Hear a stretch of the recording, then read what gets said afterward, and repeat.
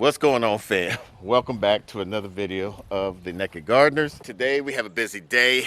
We got to clear out the brooder because this Wednesday we are getting our meat birds that we're going to be raising for meat for the two stores that we're at, and also off of the farm here. That's 140 chickens. So normally we raise them in our house for the first week, but now that it's a lot warmer, past the last freeze, we're able to put them in the brooder, and probably we won't even have to put them in there for that long. But we'll talk more about that on the other channel of Farmer Sid. We'll put the link down below. So we have a lot of sprouts that we've used the old method of a paper towel method to help sprout our seeds, because we noticed that some of our seeds were not sprouting correctly. So what we did was soak the large seeds, mostly all the large seeds that's like larger than an okra seed, is we soak them in water for about 24 hours, then put them in a paper towel,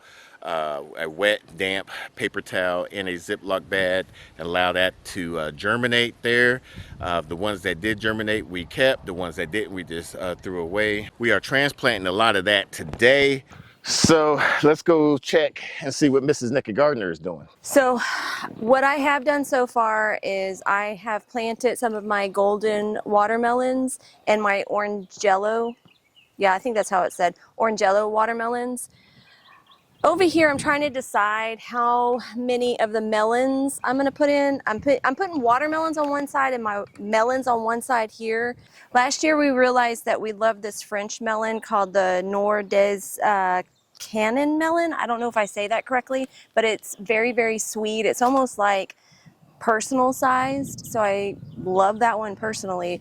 This right here is a tiger melon that I'm trying. I have a whole bunch of extra seeds, just for you to get an idea. Like, this is just a week's worth. I want to say 1 to 2 weeks worth of growth in the paper towel method.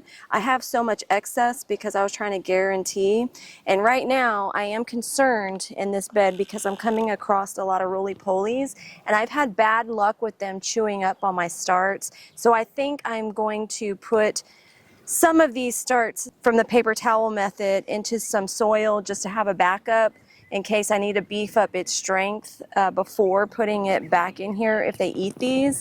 I did do something I did not talk to Mr. Naked Gardener about. Did you want to see that, babe?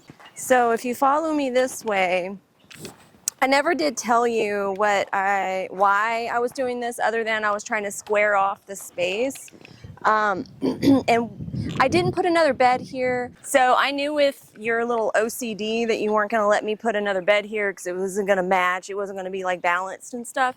So what I did is I still covered the area. I still put this mulch down like we did everywhere else in our walkways, and I was kind of thinking that I would put some potted flowers and stuff over here, but I did have 3 really successful Cinderella pumpkins that grew, and so I put a mixture of some black cow and some garden soil just on top of this mulch, and I planted the 3 of them kind of in a triangle here, and then covered it with some mulch, and then I grabbed some straw. So I'm gonna make this be kind of the large pumpkin patch, and just as an experiment, I wanted to try that this season. I also transplanted all of my Persian pickling cucumbers that I just talked about in a video, and I started those right over here in the original one that I use. And also I started a new trellis for the Boston pickling ones, and I just transplanted a lot of really good successful starts. Again, I am concerned about the pill bugs, although it's a newer area and I haven't seen evidence of them there yet, but all of the growing medium typically does attract a lot of pill bugs with the soil that we use. I'm trying to find some sluggo. We weren't able to find it at the store. I transplanted all of my Boston pickling starts here. I forgot to mention that I am also transplanting your Market More starts. In the middle arc? Is it the, yeah, in the middle arch? I mean, on the No, either not outside, the, either outside or this middle one. but not, it needs to be a middle one. Why? So, Huh? What? But I wanted it to be the middle over there. Why not the middle over there? It can be middle over there. Okay. No, no, it can't because my peas going over there. I'm putting some peas right there. Why can't you put the peas in the middle I'm over putting here? 2 on the outside over here. Did you already do it? I'm about to. So it's a matter of who gets there first. No, that's not how this works. Yeah. You didn't really care for the other sweet slicer that I was testing last year. The Punta Cara. Yeah, the Punta Cara. You didn't really care for that one. I mean, it was all right, but it wasn't. I'm gonna try, and this one's a smaller one, so I think it might be sweeter. But it's called a Jibai Shimshiro. I don't really know how to pronounce that. All right, so I got a lot to do. Let me go ahead and do that, and then we can transplant some more items. This is what I got to clean out all of this mess. Not fun.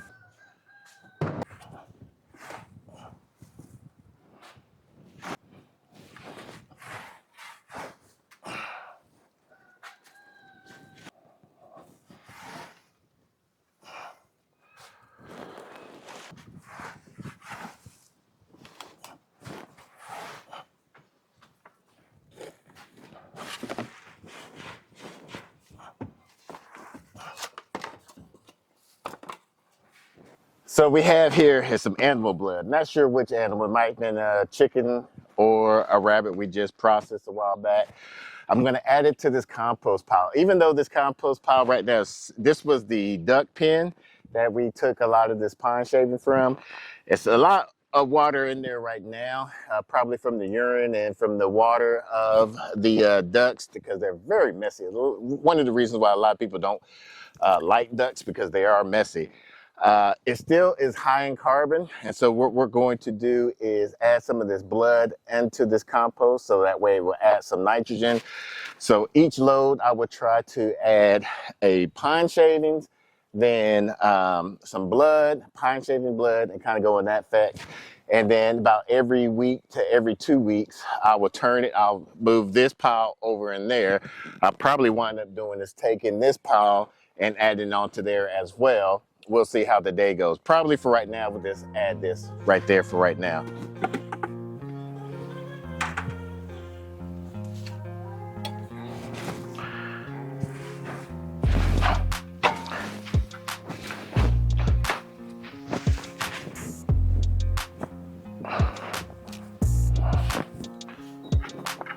Ooh, it stinks.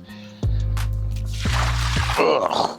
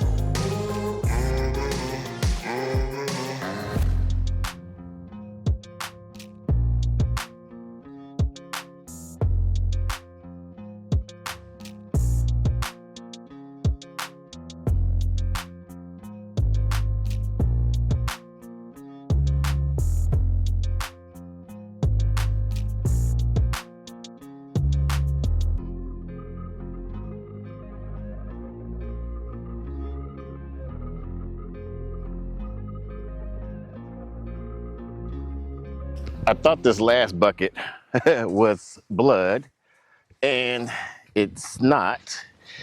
It is the remaining waste from the rabbit workshop that we had.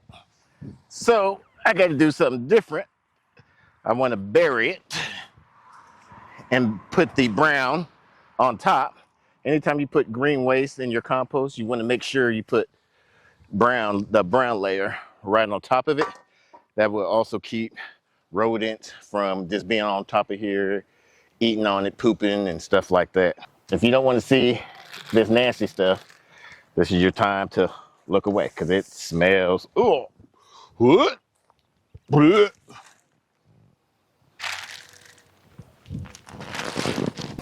right, there we go. Gonna cover that best as we can. Whew. So she planted these Market More cucumbers, Market More 76s, right here. They already sprouted. Oh, she got a different variety over here compared to over there. Got my peas. I'm growing some beans, I should say. These are the gray grits beans. I got them planted all on this trellis and also going across this trellis here. We've got echinacea right here. This is its third year being here. So we can actually harvest every part of this echinacea flower, from the root to the leaves to the flowers, the buds. I'm trying to do more of an annual going throughout this whole garden spaces, so that way if I have to redesign it, I don't have to pull up different plants and things of that nature. It makes it planting this garden a lot easier. We have our strawberries. I put some pine bark right here along with some sulfur and some snail bait and sluggo bait, because the pillbugs here were getting to our strawberries before we would get to them. Some blueberries on both sides along with the salvia. And then here we got some dill growing in between. I forgot what the Persian pickling one. The Persian pickling cucumber is going all on this back trellis here. Here we have our asparagus bed. This is the second year being here. It's have some of these seeds. They're going to seed, I should say. They're going to eventually turn red and then drop into the bed and keep on. That's how you keep on replanting itself. It's a great perennial, self-seeding perennial. Comes back every year. I think they could go up to about 40 years. Now this is the first bed in the back from the cucumber trellis. I got onions basically all throughout the bed. Got some lettuce interplanting with the onions. And then we have some flowers. So we got a lot of the onions and lettuce interplanting with this row, and basically each and every other row. And then we got flowers. We're gonna try to introduce more flowers this year because we want to bring on more pollinators and also great beneficial bugs to attack the bad bugs, just in case any come around. So this bed is her tomato bed. It's gonna have a lot red snapper tomatoes that basically grows all through this Texas heat. This next bed is our pepper bed. What I'd also done with our pepper bed, and probably with each bed, I transplanted or planted some beans in here. These are bush variety beans. And what that's going to do is once this bean dies off, it's going to add more nitrogen into the soil. Now, how I know that we don't have a good nitrogen on our soil, a while back we did a video about doing a soil test. We're actually still running a giveaway all through the month of April. At the end of this month, we will pull a random comment from that post. So if you want a chance to enter into that giveaway, go back to that video, answer the questions to get yourself into that giveaway. Now, I didn't plant those beans at every spot, but I did put it in several locations in these first two rows. I think it just like once around every other pepper. What we'll do is about every 2 to 4 weeks, we'll transplant some more or start some more seeds in another row or wherever it needs to be filled at. We have some thyme. This is its third year being here. Actually, but it's been longer than that. This is a herb that we got from our last place, and we just transplanted it here once we had the beds. This is our second time seeing thyme go to flower like this. These pots right here are not tomatoes, but these where the tomatoes are going to go. I went to Etsy and saw that somebody had shampoo ginger. So we have some shampoo ginger in these containers right there. We'll eventually plant it elsewhere. This is our other pepper bed where you see these cages at. I'm not sure if it's picking up on the camera. Where you see these cages at are where the peppers are going to be. These are actually tomato cages. I don't know why they call them tomato cages because they're not designed for tomatoes. Tomatoes are a lot heavier. So what I normally use these as pepper cages because at least with peppers, they really don't require any staking. But they do need some type of support if you have high winds. At the end of this pepper bed, we had grown some. This was lemongrass. I thought it was going to come back, but it didn't. Look at all those pill bugs right there. So this is basically considered dead. Now this is our first time growing Cosmo, and it kind of looks like a fern. It's crazy besides all the other weeds that's into this grass here. This is, I think I'm going to do another sweet pepper. I think the only hot pepper bed, which is going to be the next other bed right there, is I'm probably going to do hot peppers on there. We got some growing right now in the indoor garden area slash office slash hatchery. This is our garden sage. This is the second year that we've seen it go to flower. It's quite amazing that we've had this sage now for I don't know how long. Once again, this was at our previous property. It's a great medicinal use. You can use for suppressed coughs, or you can use it just in regular tea just for enjoyment. But so here is our walking onion. I was gifted about 3 of these, and look how much it just grown. This is the second year going to here. All right here is where all the seeds are at. It will go into a flower like this. It'll get too heavy, get onto the ground, and another one will sprout out. That's how it's gotten so wide right here. Going back to the shampoo garden here. We got these snapdragons from the local big box store. Just trying to incorporate more pollinators, getting attracted to our garden to help fruit our garden as well. This is called a hot and spicy oregano. This was again at our last property. It's considered part of the mint family. As you can see right here, it is starting to run this way. Right here is some more echinacea. This is its 3rd year as well. And we're about to already get some flowers right here. I mean, it just stays bushy out. We're going to be probably transplanting some of those, but probably once again consuming and harvesting the roots, the leaves, and the flowers here. Here is our strawberry patch. This has been here for 2 years now.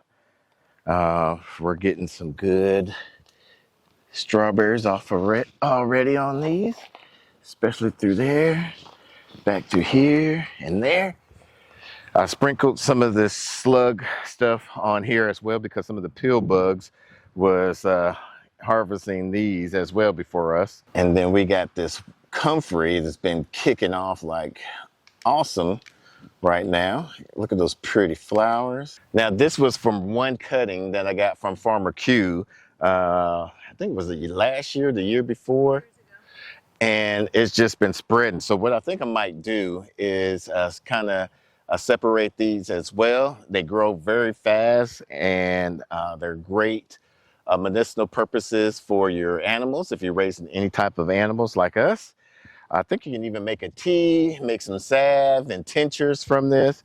Great plant to have if you're have a garden or if you have some animals. Here we have some lettuces. I had some extra lettuce that I needed to get somewhere. So I've got some Salvanova and some Cherokee, and hopefully they will plant out. They are great for market gardeners. They don't bolt as fast, and they won't go bitter as fast as with regular lettuce. Reason why we grow those. And this row is our garlic.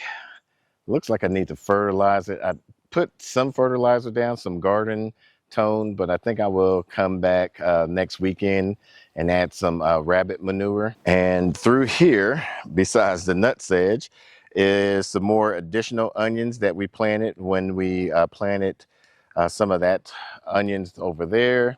And then back through here is a potato experiment that we're trying to do. So this method is considered the root stout method.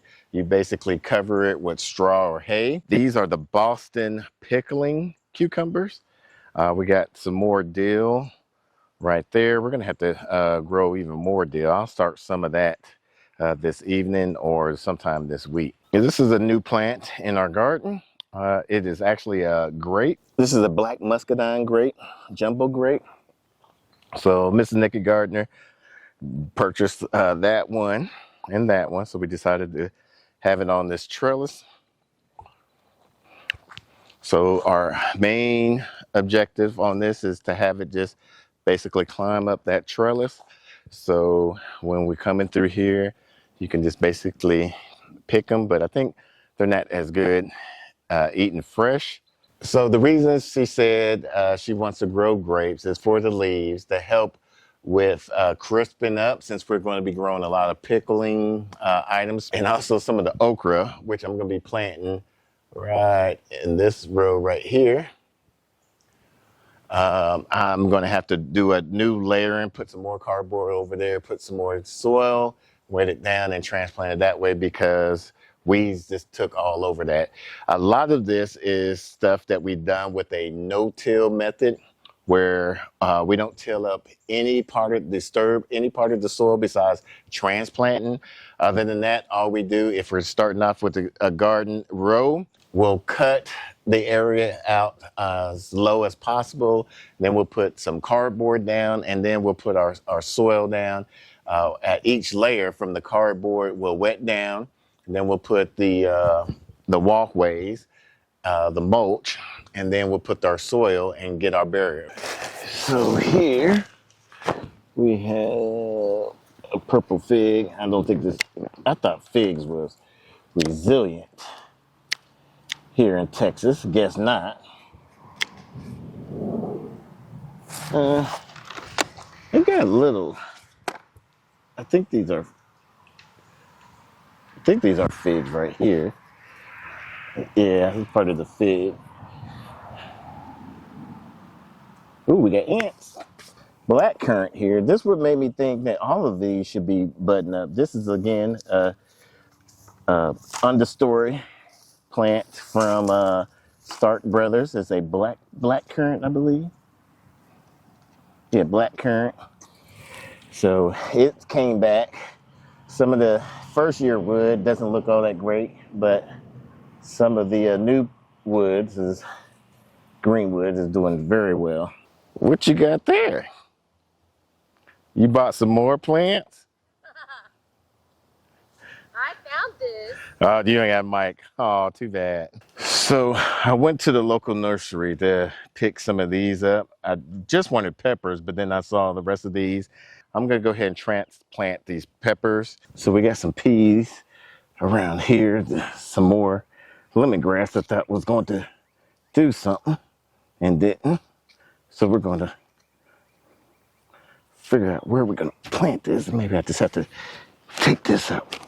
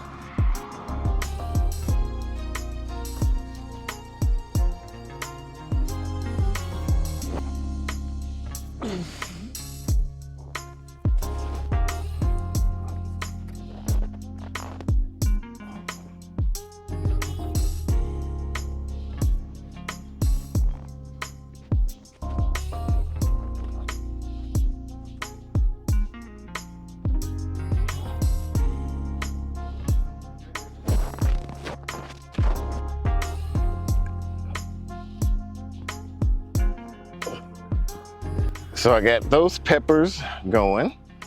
That's gonna be a tomato bed. We'll do the yellow version on this one.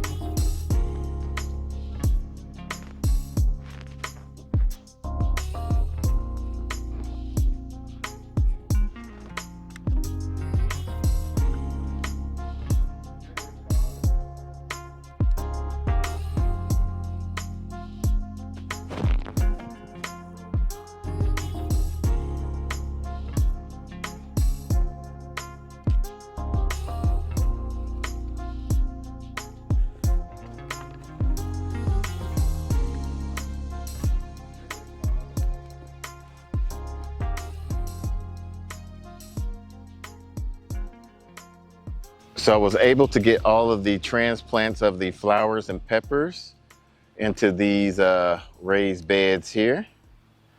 I got a lot of these marigolds to help prevent the hornworm to coming around the tomatoes. And I just got regular flowers for the peppers. Here I got the yellow pear, and they're gonna hopefully climb up this trellis. And we could just be getting some nice, delicious tomatoes just from off of these 6 plants here. So we got a lot of things planted, checked a lot of trees to see how healthy they are. Everything is looking good. One of the main goals for this year is to harvest and to preserve as much food as possible, because during one of the Arctic storms and bad weathers, that a lot of people got into a panic mode and went to the grocery store and start shopping for different things that we just saw that the shelves were empty on the produce areas, like even some of the rice, water, and stuff. It's just crazy how people get when a certain thing comes around. We try to be prepared as much as possible. We don't try to focus on the negativity of things.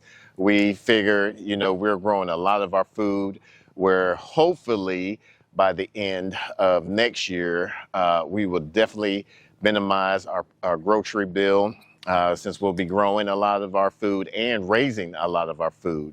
A lot of this couldn't happen without us paying attention to our soil. One of the ways that we pay attention to our soil is by doing a no-till method, or when we're doing our gardening. We did a video of how we started this no-till garden. We did a video about it. We'll put that off to the side and also in the description down below. Until the next video, let's grow together.